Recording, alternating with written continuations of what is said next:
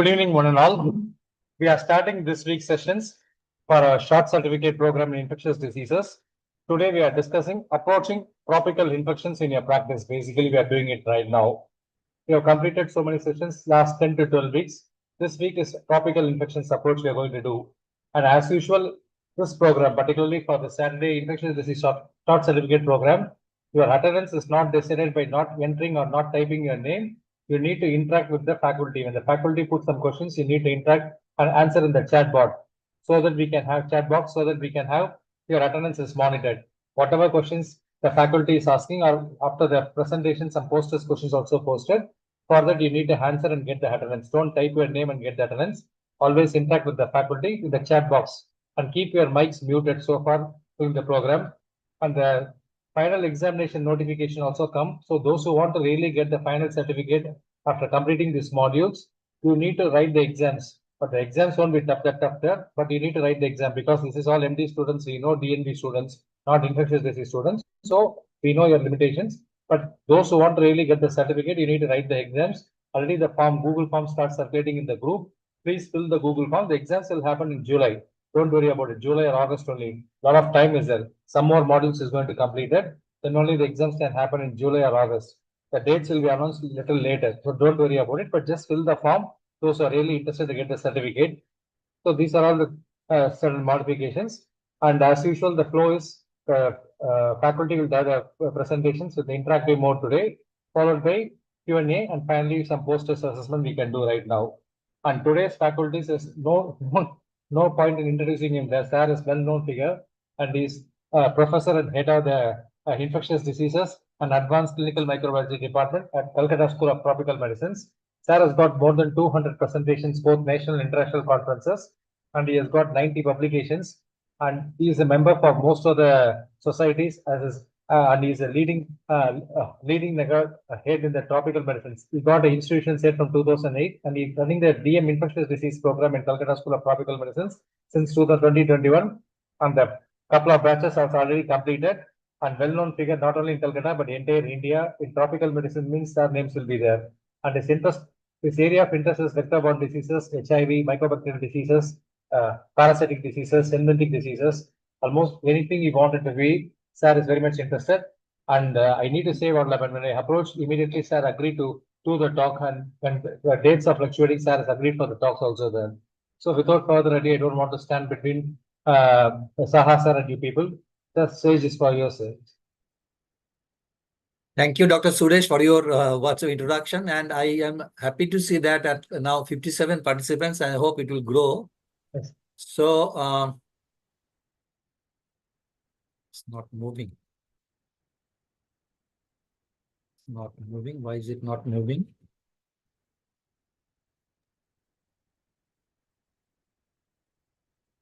Slides are not moving, Dr. Suresh. But when you operated just now, moved. Yeah, it was moving. So what I do, I stop sharing and then I will. Yes, sir. That's the best thing. That will help.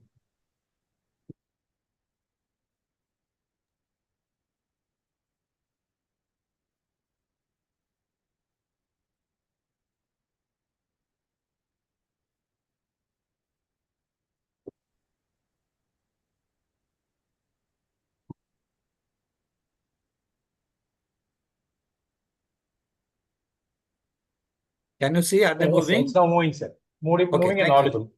Thank you. Fine. So what we'll do, I'll be sharing some experience. We have some of questions. How do you work them up? How do you manage them?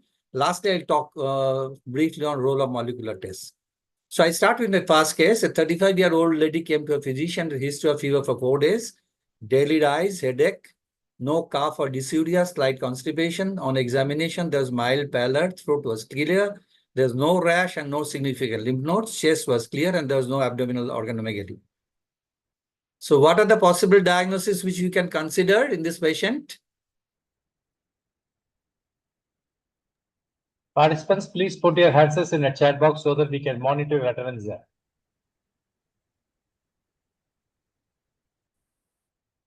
So let me check the chat box.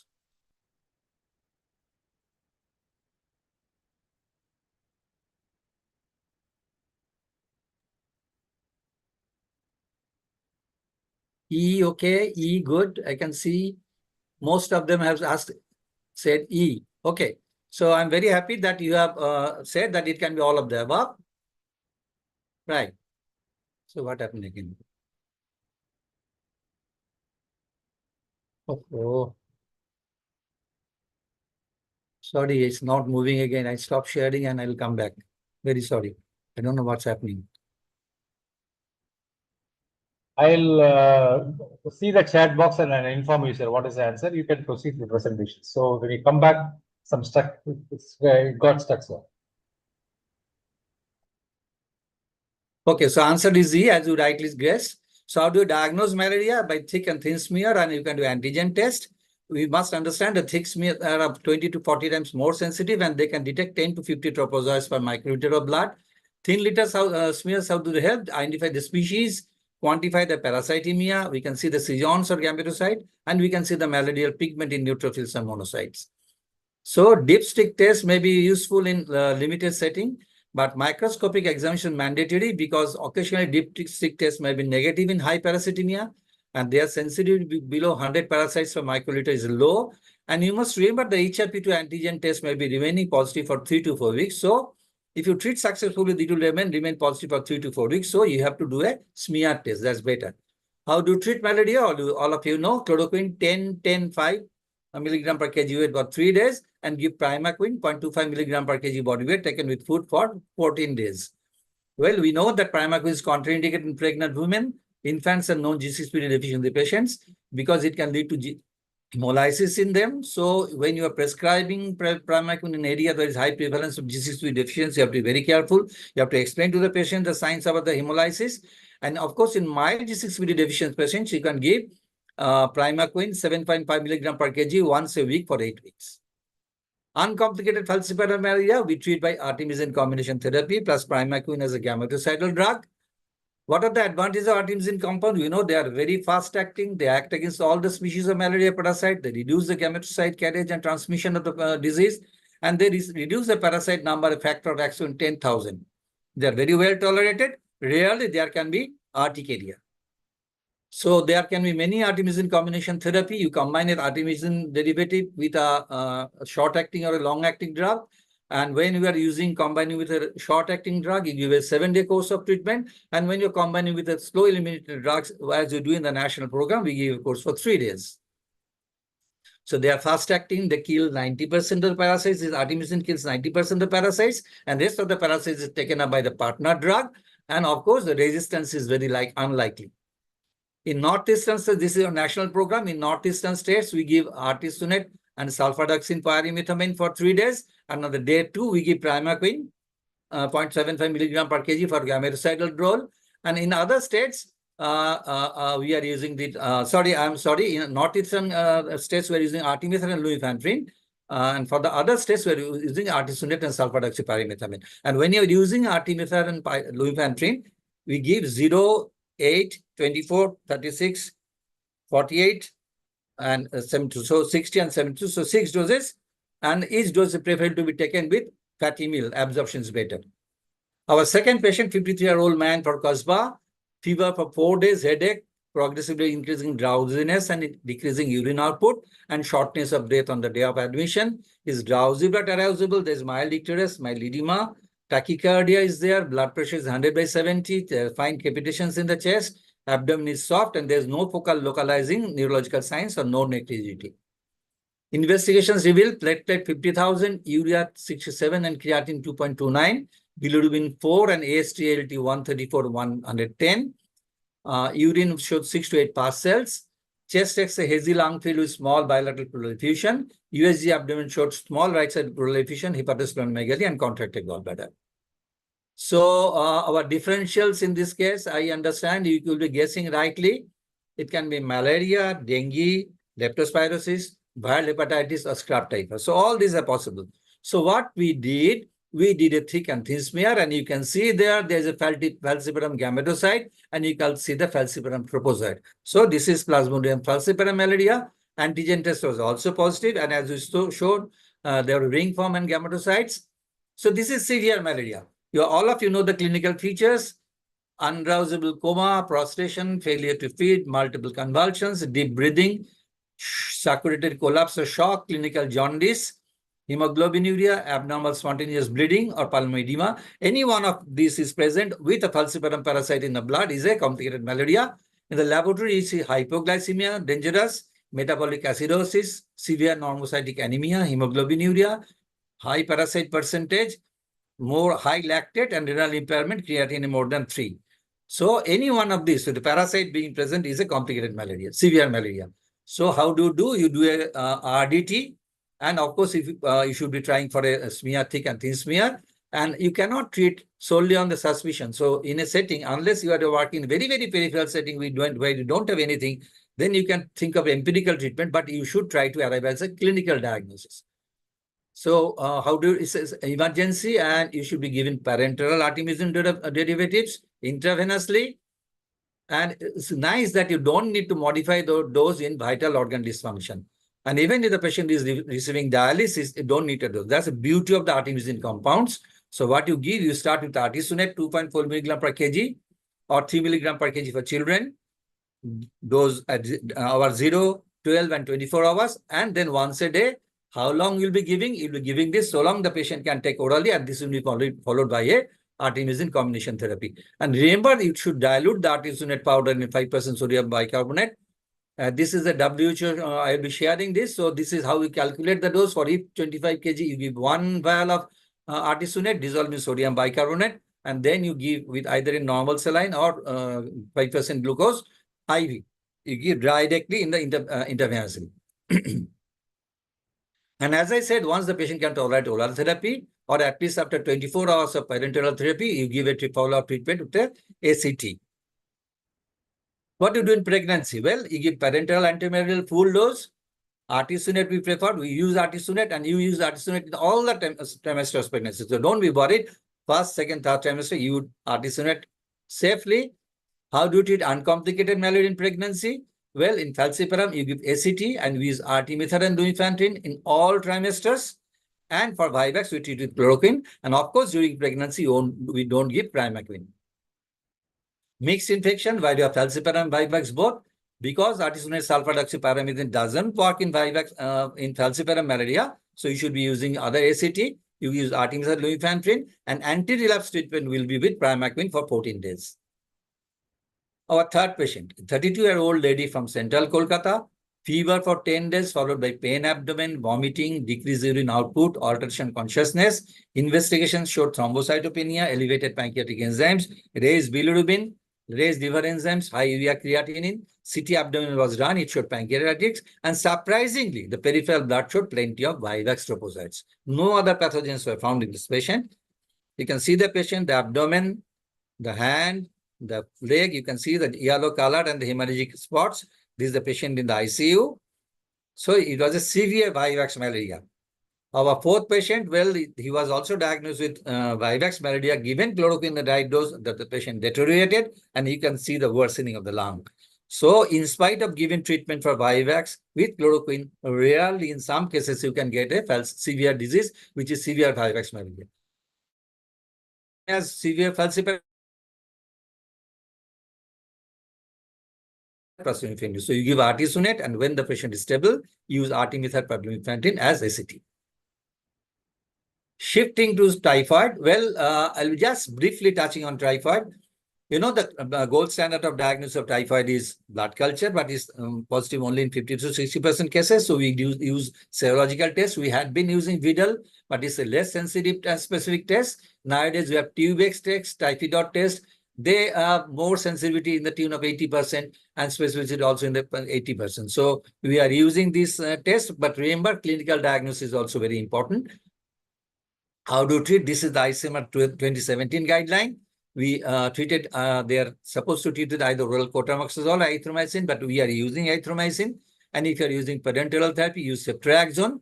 Alternatives are cefixime, chloramphenicol, ciprofloxacin. Ciprofloxacin we are not using much because there is a lot of resistance to ciprofloxacin in many of the cases. And depending on the response of the treatment and how once you get the blood culture treatment, you can modify the treatment depending on the culture report. And duration of the treatment is 10 to 14 days. But we must be aware of the drug-resistant typhoid. XDR typhoid was first reported from Pakistan in 2016, which means resistant to chloramphenicol, ampicillin, amoxicillin, cotrimoxazole, ciprofloxacin, and ceftriaxone and cefixime. And these isolates have remained susceptible to oral azithromycin and parenteral meropenem. And there have been reports of resistance to ceftriaxone from locations outside Pakistan. And also there have been reports of salmonella typhi isolates who are having carbapenem resistance. So this is becoming a problem. So you have to be very aware. You have to be very not informed and treat as per the response of the treatment and the culture reports. The fifth patient, a 23-year-old lady, come with a history of fever for 4 days, and she has noticed the rashes today. You can see the rash on the hands, forearm, and the face, and you can see a central clear area. So diagnosis, people can think of dengue, chikungunya, measles, and drug rash. Of course, the patient does not have any involvement of the eye, so measles is excluded. And if you look carefully at the rash, if you see on the face, there is a area of central clearing. This is very much suggestive of dengue. Well, this is a patient with blanching skin rash. All of you are aware with this. And this is a patient on day 6 or 7 of illness. You can see islands of white in red sea. So this is very classical of dengue, but we see it later part of the illness, day 5, 6 like that. So what test you do for diagnosing dengue in the early stage? Complete hemogram. You must exclude malaria, and we do a dengue NS1 antigen. And of course, if your other symptoms are there, you do the urine examination, sputum, LFT, RFT, blood culture, chest X-ray, ultrasonography. Depending on the symptoms the patient is presenting with, what do you advise? Plenty of liquids, take paracetamol, watch for the warning signs. We'll be coming to that and monitor for the complications till 48 hours after resolution of fever.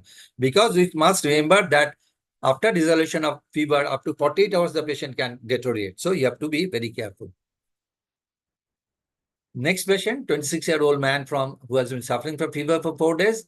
He was diagnosed with dengue NS1 ELISA antigen, and he was complaining of epigastric pain and frequent vomiting since last evening, and is brought to the OPD.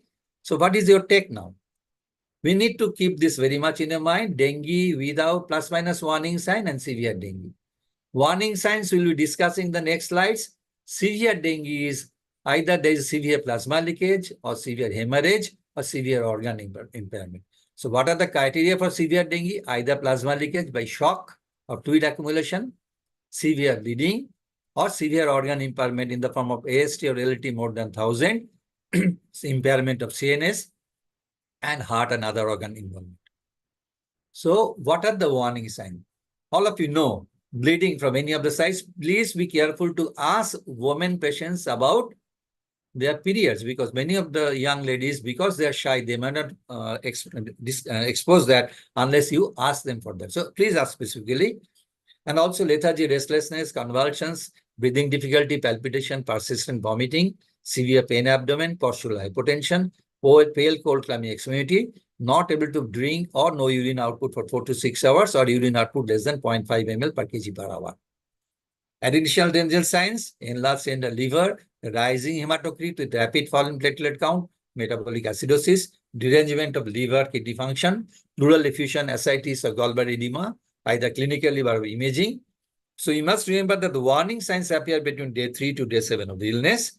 Increased capillary permeability causing plasma leak is the main pathophysiology, and rising hematocrit is the earliest sign of our plasma leakage. So whenever you are talking about dengue, please keep in mind hematocrit. So how to interpret this hematocrit? Please think about the clinical scenario.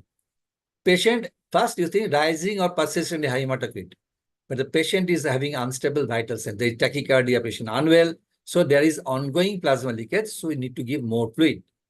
On the other hand, a patient may be having high hematocrit, but he is stable hemodynamically. So whatever the leak was happening from the capillaries, these are soft, and now the stage is set in for the fluid to come back. So you don't need to do anything, just monitor the patient, and hematocrit will be falling within the next 24 hours as the plasma leakage stops and fluids come back to the intravascular space.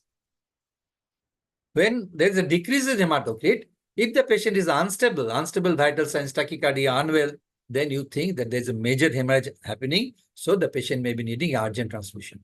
On the other hand, when the hematocrit is decreasing, but the patient is stable, so this is a stage when the fluids are coming back to the intravascular space. So stop the IV fluids, watch the patient, and the patient will be gradually improving. If you go on giving fluid, you will be inviting pulmonary edema. So be careful about that. So whom to admit? Well, the person who has warning signs, a dehydrated patient, dizzy, profuse perspiration, hypotension, difficulty in breathing, or there is bleeding or organ involvement. So they are the patient to be admitted. And also when you are finding rising hematocrit, pleural effusion, or ascites or asymptomatic gallbladder thickening USG, coexisting or comorbidities, pregnancy, diabetes, hypertension, peptic ulcer, hemolytic anemia, overweight obese patients. These patients do very bad. So be careful about very overweight obese patients, infants at old age. And social circumstances, they're living alone, living away from the health facility, or there is no reliable health means of transport, I admit the patient. What do you do there? Investigations, fluids and other management and monitoring. So IV fluid, they are the mainstay. If you give inadequate fluid, hypovolemia, decreased tissue perfusion, there's compensated shock followed by hypotensive shock, bleeding, DIC, multi-organ failure. Whereas if you give excessive fluid, there's fluid overload, pulmonary edema, respiratory distress, worsening effusion, ascites, and deterioration. So we have to give adequate fluid. I'll tell you how to do that. So this will be explored by capillary refill less than 2 seconds, normal heart rate, normal blood pressure, urine 0.5 ml per kg per hour, hematocrit going to normal, and acid-base balance is normalizing. What fluids to give? Give isotonic fluid, anything normal saline, linear lactate. And when the patient has low blood pressure, hypotensive shock, you can give colloids, but not more than 30 to 50 ml per kg per day. Next patient, a 52-year-old man without any known illness was having fever for 5 days. Today early morning, he complained of giddiness, vertigo, extreme weakness. He came to the emergency. His hands are cold, tachycardia, blood pressure is low, liver is enlarged. So what has happened? The patient is in compensated shock. So what you do is start isotonic crystalline fluid, 5 to 10 ml per kg per hour in 1 hour. Look at the improvement. If the patient is improving, you reduce the fluid gradually, 5 to 7 ml per kg per hour for 1 to 2 hours, then 3 to 5 ml per kg, then 2 to 3 ml per kg. And as the patient is improving, you can stop the IV fluids by 48 hours. If the patient is not improving, check the hematocrit. If the hematocrit is high, you need to give more fluids. So to give another bolus of crystalloid, 10 to 20 ml per kg per hour. If the patient is improving, then reduce the crystalloid gradually. But however, the patient is unwell and the hematocrit is dropped, then you need to keep in mind there may be severe abdominal bleed, which you are not seeing from outside. So the patient needs urgent blood transfusion. So you give colloids 10 to 20 ml per kg per hour and arrange for the blood and give him or her the blood. So this is how we manage this compensated shock. Next patient, 32-year-old woman having fever for 5 days. LMP was 3 weeks ago. For last 2 days, she is again noticing bleeding PV. Today, she collapsed in the toilet. She has been brought to the emergency. Extremities are very cold. Pulse is very feeble. Blood pressure is 80 to 55 milligram mercury. So the patient is in hypotensive shock. So this is an emergency. Start isotonic crystalloids immediately. Maybe you can use 2 channels in 2 limbs and see how the patient doing. If he is improving, then reduce the dose of crystalloids to 10 ml per kg per hour, then 5 to 7 ml per kg per hour, 3 to 5, 2 to 3. And as the patient is improving, stop fluids in 48 hours. If the patient is not improving, check the hematocrit. If the hematocrit is high, so there is ongoing leakage, you need to give another bolus of crystalloid. If there is improvement, you reduce the crystalloid slowly and slowly. And if the hematocrit is low, then again there is overt bleed. So the patient needs urgent blood transfusion. Arrange for that. Give colloids 10 to 20 ml per kg, and you start giving blood once it is available. When the patient is stabilized, we think of maintenance fluid. So how do do that? Use the Holliday-Segar formula. This is, all of you know this from your pediatric practice. So first 100 ml, you give 10 ml per kg. Then more than 10 to 20 kg. Then 1000 ml for the first 10 kg. Then 50 ml per kg for the weight more than 10 kg. And more than 20 kg, 1500 ml for the first 20 kg. And then 20 ml per kg for each weight exceeding 20 kg. So this is how we calculate the maintenance fluid. And this is the dose for next 24 to 48 hours. And remember the dengue patients, they don't seldom need fluid for more than 48 hours. So don't give fluids over that. How to calculate the dose? We talk about ideal body weight and adjusted body weight. And see here, For the woman, it is 45 kg, 5 kg plus 2.3 kg for each inch over 5 feet, and men 50 kg plus 2.3 kg for each inch over 5 feet. So what is the adjusted body weight? Ideal body weight plus actual body weight divided by 2, and the fluid resuscitation is advised according to the adjusted body weight. So how do you do that? Don't start fluids in the febrile stage. If you start fluid very early, then you may be overloading the patient. In the critical fluid phase, as we discussed, the fluids are usually required for 24 to 48 hours. And for patient who are presenting shock, they again need fluid for 48 hours. And once the patient are recovering, we should be stopping the fluids. And all of you know that we know it's adequate by knowing the capillary refill, normal heart rate, normal BP, normal pulse pressure, urine is more than 0.5 ml per kg per hour, hematocrit returning to normal, acid base is normalizing. Bleeding, how to manage? When do you give platelet? Whenever there's a dengue outbreak, there's a cry for platelets. But we must know that there's no role of prophylactic platelet unless the platelet count is less than 10,000. Otherwise, don't give platelets. If there's a bleeding over hemorrhage, gross bleeding, then of course you must give blood and platelets and need to check for coagulopathy. Bleeding, well, how much? When do you give blood? When there is a loss of more than 10% of blood volume, when there is a hypotensive shock. So, and you give how much blood you give 10 ml per kg per body weight at a time. And if there is a fluid overload, you give packed red cell transfusion. When you discharge, the patient is doing well, febrile for more than 48, up to 48 hours, no respiratory distress, looking well, passing good amount of urine, feeding well, platelet is more than 10,000, then you can discharge the patient. Next patient, a young patient has come to with a history of fever for 2 days. Now he's complaining of severe pain in the joints and he cannot move actually from the bed. So this is clinical, you know, this is chikungunya. Well, both of them are arboviruses transmitted by the same vector. So fever is usually more in chikungunya and arthralgia. This is important. You get a lot of arthralgia in chikungunya. The patient cannot move out of the bed. That is the name. That's why the name came from. And you know, the hypotension shock, these are not very common in chikungunya. Those are, as you all of know, that they are more common in dengue.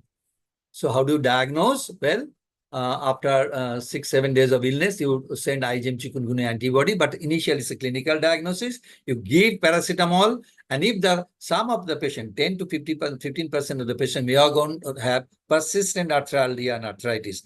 In some of them, you may need some disease-modifying anti-rheumatic agents, drugs, and rarely you might need steroids for managing them.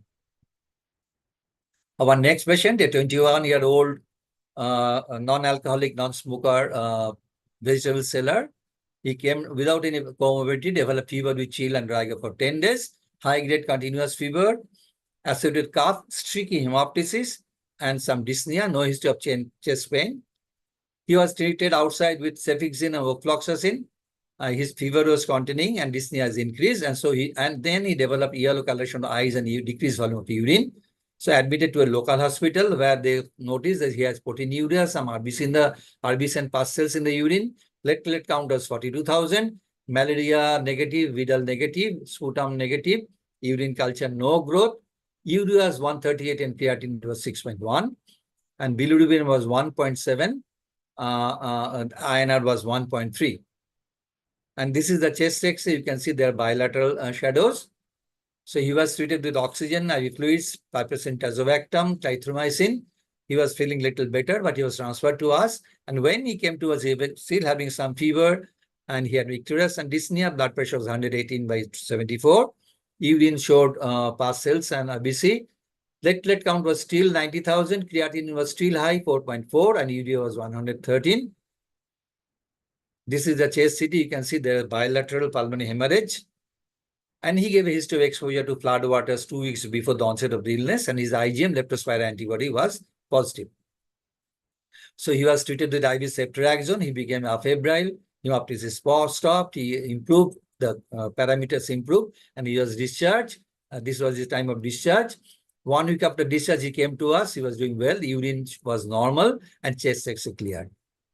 So, you know, this is leptospirosis. You can get anictetic leptospirosis, icteric leptospirosis, or severe leptospirosis with hemorrhage, acute renal failure, acute respiratory failure, or multi-organ failure. So when you suspect acute febrile illness with headache, myalgia, prostration, with history of exposure, please take the history of exposure to infected animals or water sources which are contaminated, and the patient have calf muscle conjunctiva suffused, anuria, oliguria, jaundice, hemorrhagic manifestations, meningeal irritation, nausea, vomiting, abdominal pain, diarrhea, all may be there.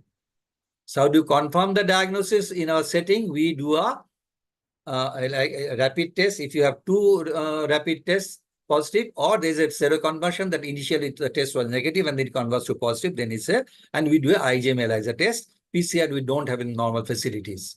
How do you treat? Mild cases you treat with doxycycline or amoxicillin, azithromycin. Severe cases we treat with ceftriaxone 1 gram daily for 7 days, or you can use ampicillin, erythromycin, cefotaxime.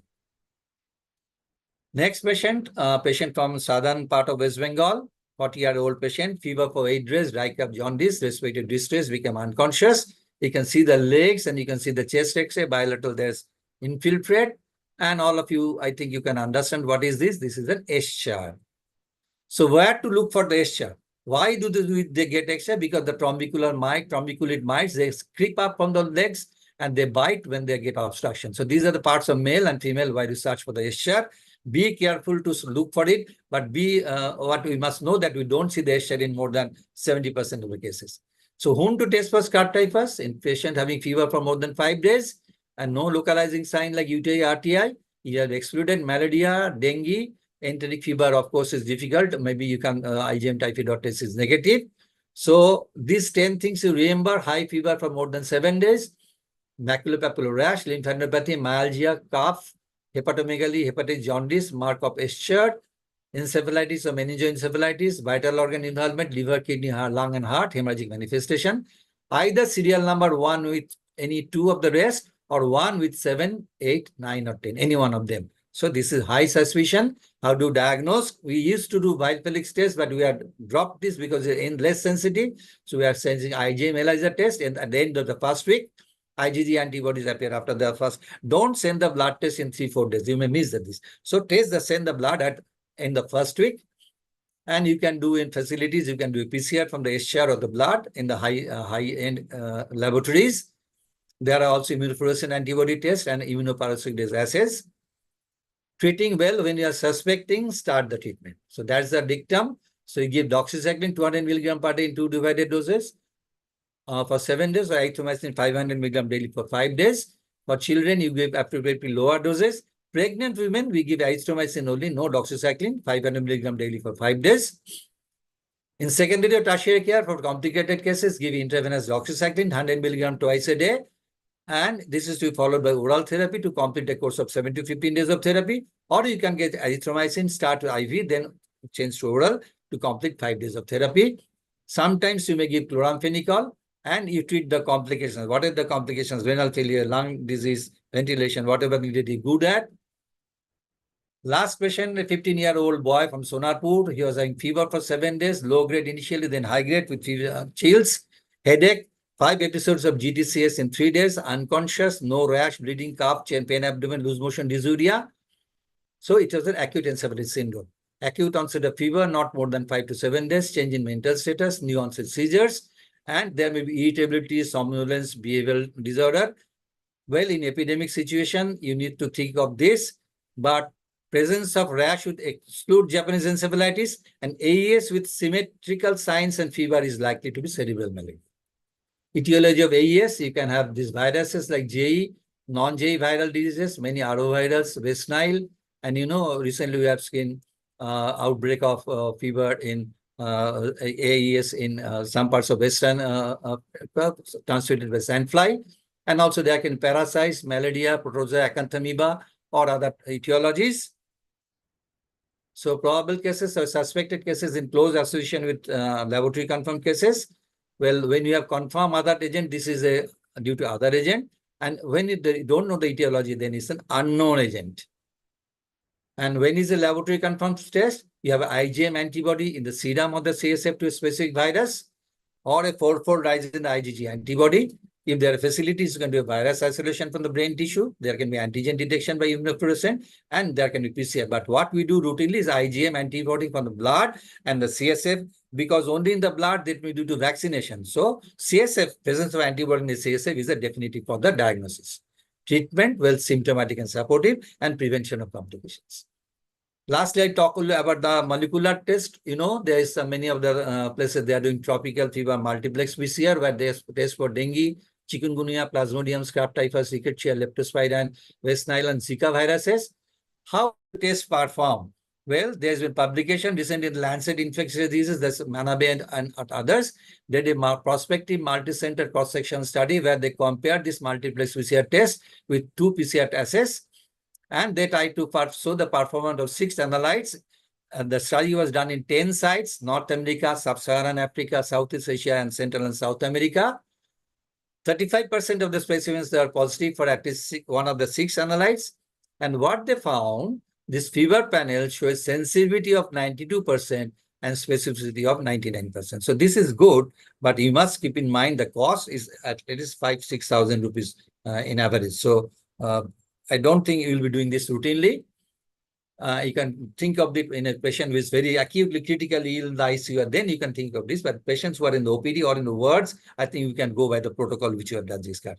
So friends, take history and do a thorough clinical examination. That is a must. You must have rapid test kit for malaria in all your facilities. We are concerned about growing resistance to typhoid, anti-typhoid medication. So you need to keep in mind that. Dengue, first 5 days send the dengue NS1 antigen. After 5 days, send dengue IgM antibody.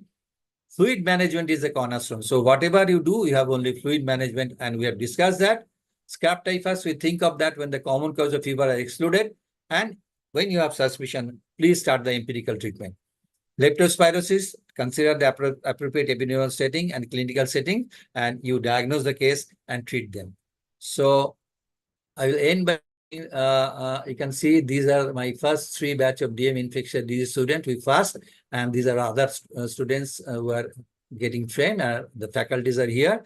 So we are very happy that we have completed the first batch, and we are still running 2 batches, and we have 3 seats. So if you are interested, please go to the All India Entrance Examination, and all of you are welcome to join our courses. Thank you very much, and I'll be happy to take any questions. Thank you. So thank you for the wonderful presentations. You insisted a lot of take-home messages. For example, in malaria, you talked about the rapid diagnostic test limitations. It can remain positive for 3 to 4 weeks.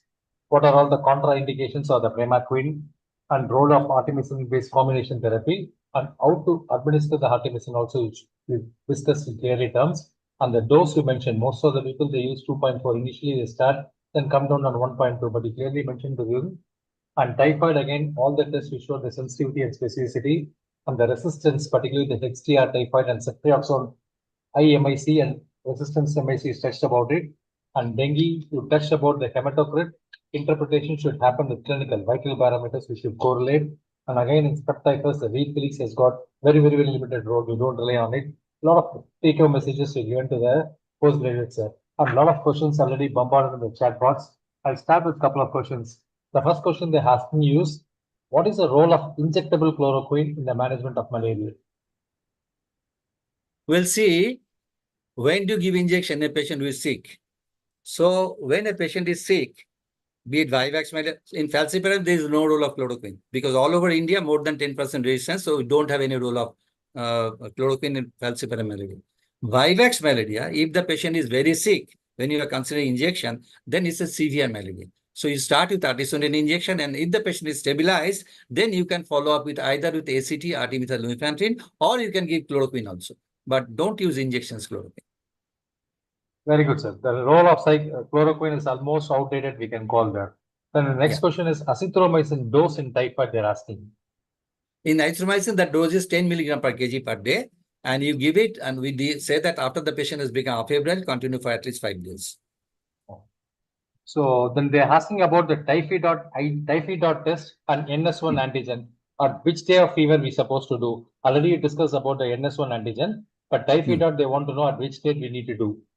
Please don't send typhoid after 4 days, before 4 days of fever, because the antibody may not appear. So earliest time you send is 4 to 5 days of fever. Ideally 5 days of fever. NS1 antigen, if you want, you can say on the day 2 of the fever also. And regarding the vaccines, they're asking, what is the status of vaccines for malaria and dengue currently? Well, malaria vaccine, we know there are Two vaccines are there, and already there's a Mosquirix, the 20 is Matrox. It is being used in African countries who have very high malaria incidence. But we are in our country, we don't need malaria vaccine. We have good therapies, so and malaria is not that much severe a problem. So there's no role of malaria vaccine in our country. Dengue, you have 3 vaccines. But there have been good sides and bad sides. Like the first vaccine was Dengvaxia, but it was stopped because there was some severe disease happening in some children. So then there are other dengue vaccines are there.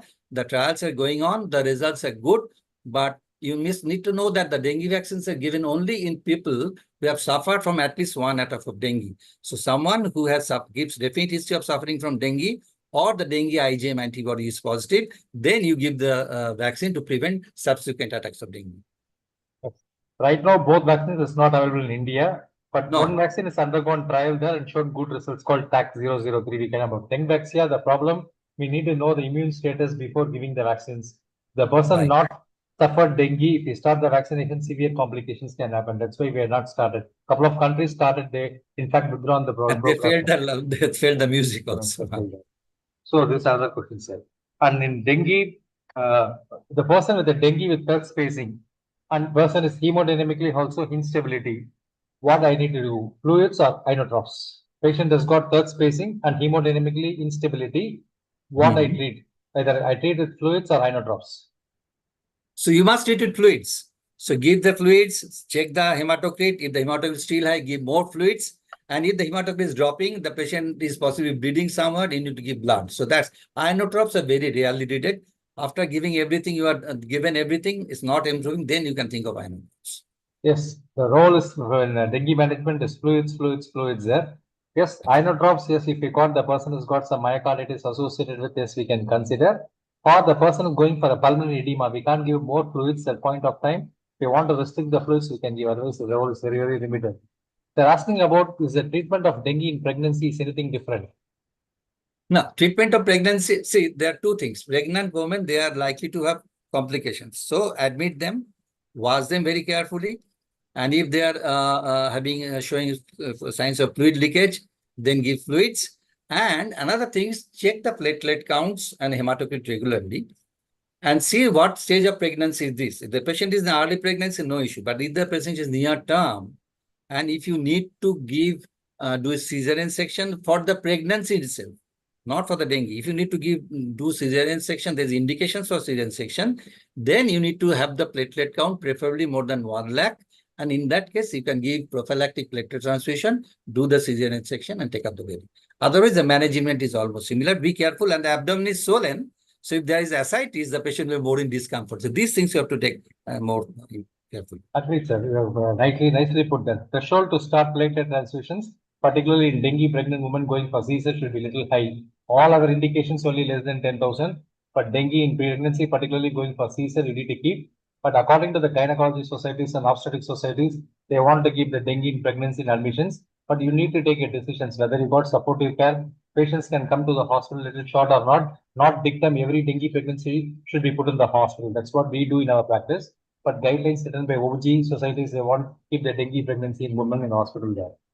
Role of IVIG in dengue, particularly when the person is getting second time dengue. Is there any role of IVIG? IVIG has not got any role. Trials have shown it has no role. Yes, absolutely no role. Then they're asking about the chikungunya management, duration of steroids and durations of disease-modifying anti-rheumatic drugs. How long we treat it with? Well, as you have said, that 10 to 15% of chikungunya patients, they want to develop persistent polyarthralgia and polyarthritis. So manage them initially with NSAIDs, but if they're not being managed, use some DMARD, disease-modifying anti-rheumatic agent. And if they're not then stabilizing, then use steroids. And steroids we are not using for a long time, up to 4 weeks in a tapering dose, methylprednisolone, not any other steroids equivalent doses, tapering doses, and at the simultaneously give physiotherapy and the other physical measures. Yes, sir. Usually in the subacute phase, we can use the steroids, and usual role in steroids for infectious diseases, the dictum what we use 2 to 6 weeks. For example, TB meningitis, 2 to 6 weeks, we can apply the role. And disease modifying agents, when the pain is persisting more months, then we can start little later and we can modify and taper for a period of 3 to 6 months. Okay. Then they're asking about in leptospirosis, alveolar hemorrhage can happen in which stage, whether it's an immune mediated or whether it's a cytokine storm phase, which phase it will happen, and role of steroids and cyclophosphamide. Well, pulmonary hemorrhage is very uncommon complications. They are mostly reported from India and Sri Lanka, countries like that, and they occur later in the illness. They are mainly immune mediated, and if you have pulmonary hemorrhage, you look at the areas of the lung. We divide the lung in four stages, four sides, quadrants rather, and if more than one quadrant is involved, or the patient is needing is hypoxic, or there is a hypotension, the patient will need steroids. And various doses of steroids have been used, but they are not usually needed for more than 5 days. Okay, sir. Regarding the scrub typhus and leptospirosis, if we start empirically the treatment, whether the serological results will be affected because of our empirical treatment? Well, if you look at the treatment of the diseases, if the disease is mild, both scrub typhus and leptospirosis, they respond to doxycycline. So when you are suspecting a patient, examine very thoroughly. If you find a SHR, your diagnosis is achieved. But as you said, that you don't see this more than 50 to 70% of patients. So in them, you send the test when you have excluded the other diseases.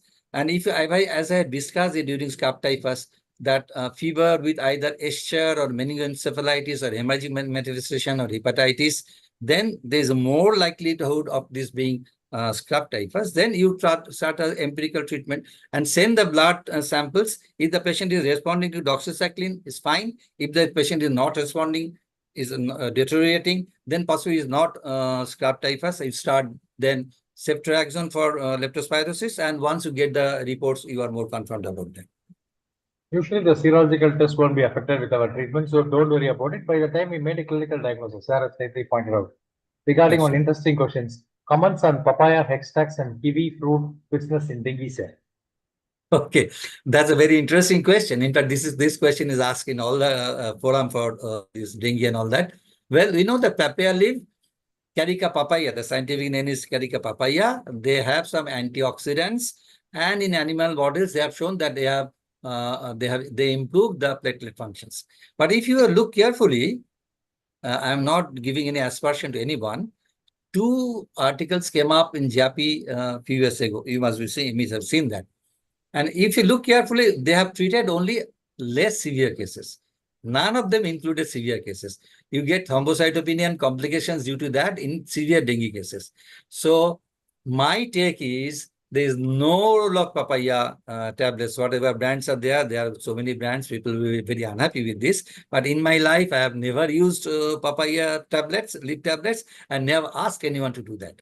So I don't think you need to use that. Currently, the Only JAPI I publications were influenced by the company also who manufacture the thing, and it happened on day 5 to day 7. By the time normally the count can't restart, the company wanted to market it and they made money out of it there. Then interesting questions again. Role of dexamethasone in thrombocytopenia in dengue. Well, really, thrombocytopenia, if you look at the thrombocytopenia in dengue, there is a transient reduction, there's immune destruction of thrombocytes, and the bone marrow gradually recovers. So you don't need steroids. You just wait and watch. There is no role of steroids in thrombocytopenia dengue. Agree, sir. It can cause some GI bleed also if you give good doses. Then one more question, sir. Should we give high dose of Primaquine in Vivax radical cure?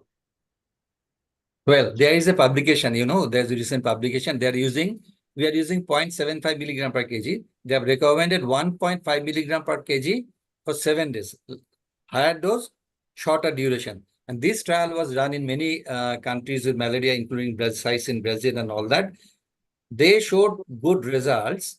But if you look at the publication, they kept the patients in isolation in areas where there is no mosquito. So there's no role of chance of getting reinfected and all that. So in a country like ours, where there are areas with G6PD deficiency, when you plan to use higher dose of Primaquine, to me, you should get, normally in our program, we are not asking to do a G6PD test before giving Primaquine. But if you want to give higher doses, as was done in the trial also, they checked all the patients for the presence of G6PD deficiency and then they give. So right now, till now, our government has not recommended this dose. So to me, if you give this, you have to be very careful about the G6PD level. Subsequent to the steroid talk on dengue, they're asking role of steroids in dengue encephalitis. Dengue encephalitis, you see, you have to document that this is dengue encephalitis. Actually, what is happening? There's inflammation in the brain. And this is you get either dengue IgM antibody in the CSF, or if somehow some takes out the CSF and does a PCR test, you get dengue antigen. PCR is positive. But if you look at the management is why is encephalitis happening? Most of the cases, there's electrolyte imbalance or this fluid imbalance. You correct the hypovolemia, treat that. If there is organ dysfunction, you treat that, they will recover. So we have seen patients of dengue encephalitis. We have not used steroids. We look at the other factors like volume mismanagement, electrolyte imbalance, liver dysfunction, kidney dysfunction. If you manage them properly, the patient gradually recovers. This is our experience. So the questions are keep on coming in the chat box. What we usually do at the end of presentations and end of FAQs, we test the post-test, whatever knowledge you told, because you put a case-based. Most of the faculty, they put theory only, but fortunately, you put case-based approach. So we'll put a couple of cases to stick whether the person got the knowledge or not. So I'll just start sharing a couple of slides for the participants. Meantime, you can answer in the chat box itself, so you can reply to the participants by the thing. A lot of other 5, 6 questions or 7 questions is coming up now. People keep on asking. I finished most of the things, but you can start answering by the time I can run the posters so that I can finish the presentations on time.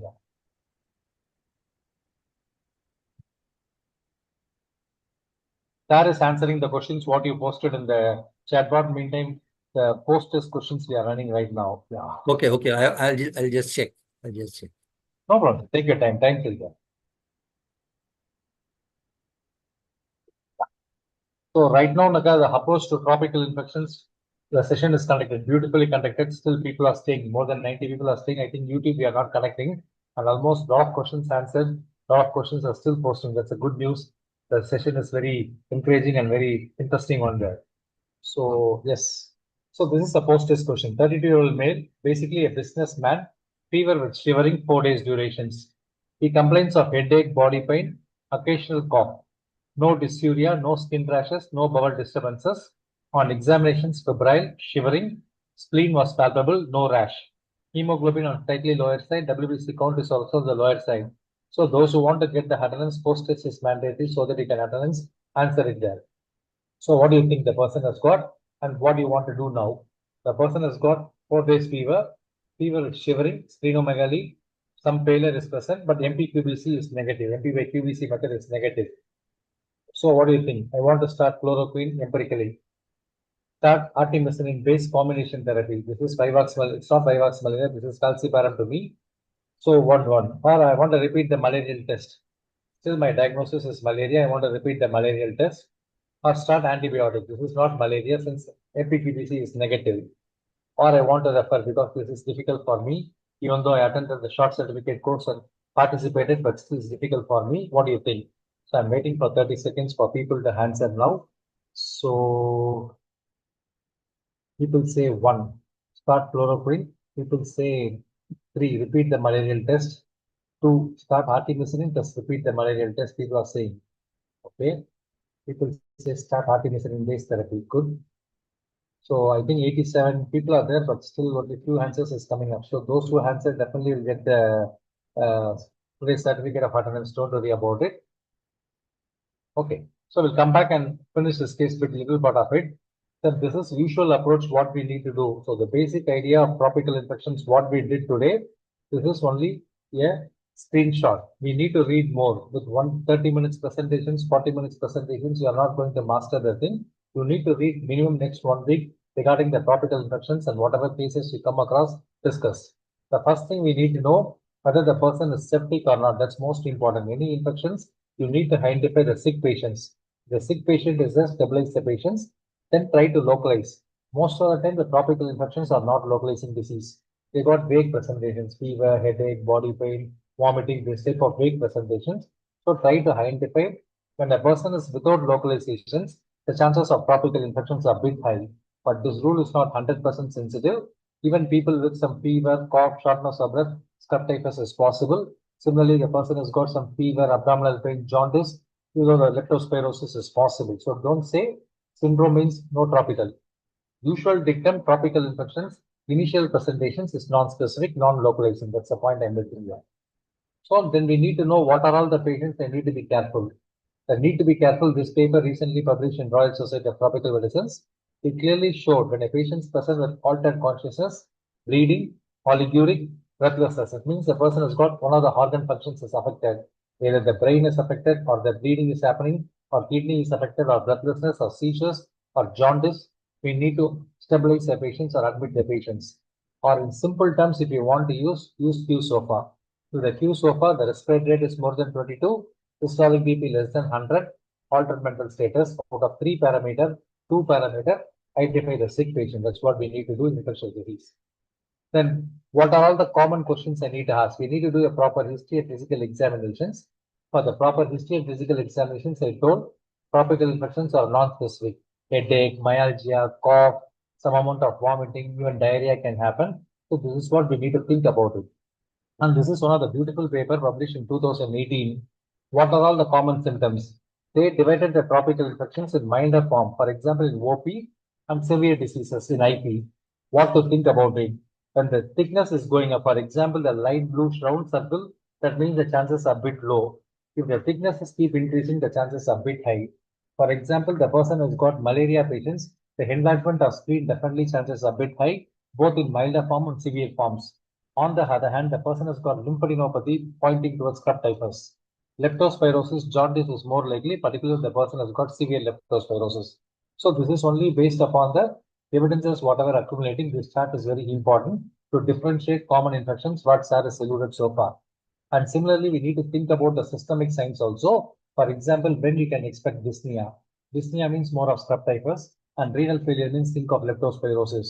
So correlate with organ function also. I told non-specific, but later part it may be organ specific also. When organ specific, we need to think about it. When a person has got shortness of breath, pneumonia syndrome, what tropical infections fit in pneumonia? Scrub typhus, leptospirosis, milioidosis, possible. When a person has got fever, jaundice, cholangitis, again leptoscrub is possible. So we need to think about it as syndrome. Malaria is anytime it's possible there.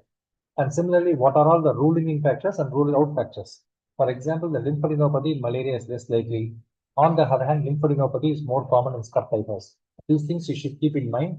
What factors favor one disease, what factors is not favoring. These are all resource limited settings we need to keep. And as a clinicians, we need to think about the differential diagnosis.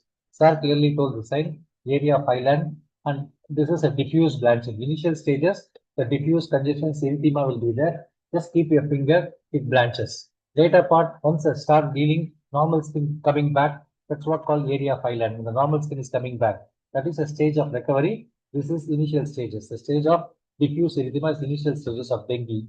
And always strip and examine the patient, because Vishka, the people will not say, people will not tell. We need to find out whether you got any black spot in your body or not. Ask. It is painless. So the bite they are not recognizing it. Keep in mind. And time frame. We need to know the time frame. Most of the viral fever, they subside by day 5 to day 7, maximum day 10. And some of the fevers can go up to 10 to 21 days. More than 21 days, what are the things like milioidosis, something we need to think about it. Malaria, scrub typhus, if you are not making a diagnosis, it can drag also. Typhoid, invariably, most of the time, the fever is more than 7 or more than 10 days. So this is a clue we need to identify what disease, where I can place it, what not I do. And this is again investigation chart given by the chat, but I'll come back and make your life a little easy. For example, based upon the CBC LFT itself, we can predict. For example, when the hemoglobin is bit high, chances of dengue is more likely. When the hemoglobin is low, think of malaria. On the other hand, WBC count is below normal, either dengue or typhoid. WBC count is elevated, leptospirosis or scrub typhus. Platelet low, most of the diseases, malaria, scrub, but typhoid it may be normal, leptospirosis and scrub typhus. But in dengue, the platelet is too low, lepto and scrub it is moderate, and malaria again depends upon what sort of malaria we're dealing with it. Similarly, in LFT pattern, we need to know whether hepatocellular or cholestatic. Hepatocellular means SGOT, SGPT is elevated. That indicates dengue or typhoid. On the other hand, cholestatic picture means leptospirosis or scrub typhus. So use basic test instead of going for a serological test, going for other thing. This basic test also will give you a clue to you what sort of tropical infections I'm dealing with it. But think about this case, what I'm going to do now. Even though classic presentations, fever, intermittent fever, shivering, rigor, splenomegaly. But if you see the literature, does these patients have got malaria? Now the incidence of malaria is coming down. Dengue is going up, strep is going, enteric fever once in a while, lepto is coming back. But this is a beautiful paper. It put all the things, fever, headache, or fever, intermittent fever, chills and rigor, splenomegaly. What is the sensitivity and specificity? Hardly 50%. That means we need to toss a coin. Head comes the person has got malaria, tail comes the person is not having malaria. So malaria needs, we need to investigate. Sir clearly told we do minimum smear or at least peripheral smear need to be studied or antigen test. In fact, WHO has removed the term called clinical malaria. So we can't clinically diagnose malaria. We can suspect, but we can't diagnose. We need diagnosis means test. In fact, Indian government changed the policy. Previously, we give chloroquine, take smear, give chloroquine, presumptive treatment. The presumptive treatment is outdated. The idea of the short certificate course is provide latest knowledge. The presumptive treatment, unless a person is very sick, even then if you start malarial treatment, you need to follow with the test results. That is the bottom line. So bottom line is more important. Similarly, Vidal test. Sir clearly told the sensitivity and specificity is very less. So don't make diagnosis of typhoid based upon the Vidal.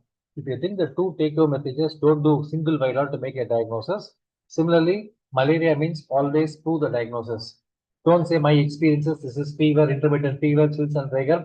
Malaria, yes, possible, but we need to prove it. That's most important thing. So each cases, for example, dengue, usually young people, most of the time older people are not seeing.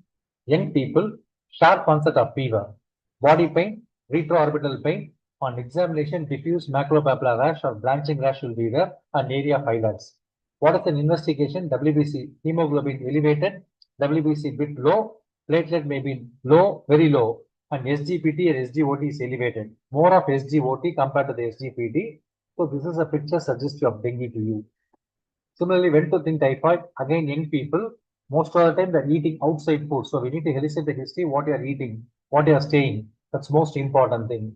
And GI disturbances, whether diarrhea or constipation should present. Not necessarily diarrhea, constipation also present. Splenomegaly may not be present. In WBC, what is the clue? WBC hemoglobin is normal, WBC count is normal, but eosinophil count is missing, 0. Or that's percentage I'm talking about, and neutrophil count is normal. And again, SGOT PT, but PT is elevated. That means ALT is more elevated compared to AST. Alkaline phosphatase may be normal, platelet may be normal. Leptospirosis again, walking in the rainwater, wading in the rainwater, or went to the agricultural field, or do some bushy activities for strep typhus. So we need to elicit this history. Then we need to see the examination, jaundice, splenomegaly, diffuse myalgia, yes. Then we need to think about the WBC count.